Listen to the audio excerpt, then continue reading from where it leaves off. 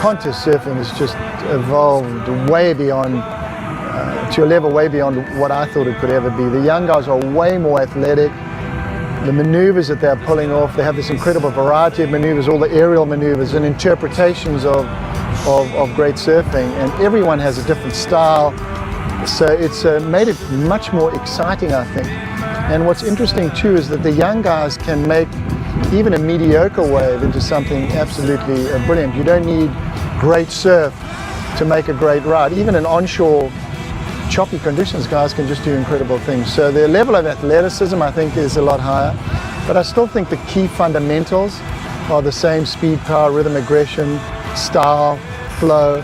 I mean, those are still the basic building blocks of surfing, but there's just so much embroidery and detail around that now. It's fantastic to see. My father was such a big part of all the Gunston 500 victories. I mean, he was right there with me. And the first time I won it was way back in 1973. I was doing my national service. I was in the Army. I was the youngest, I think I was the youngest competitor in the entire event. And I remember standing up on the victory dais, and I knew it was a close final. I knew I had a chance. And it was my first chance at winning a major international event. And my father loved, even though he was no longer running the contest, he loved to maintain an involvement. And he was a spotter, so he would call the colors and he'd stand behind the judges. And I knew that he could see the scores, and I knew that he knew how I'd done. And he was standing up in the Gunston Tower about 3 or 4 stories up, and I'm standing down there, and it's like my big chance, And I look up at him just before they've announced the results, like, like, Dad, how have I done? And he goes, thumbs down. I go, oh no, it's like I've lost.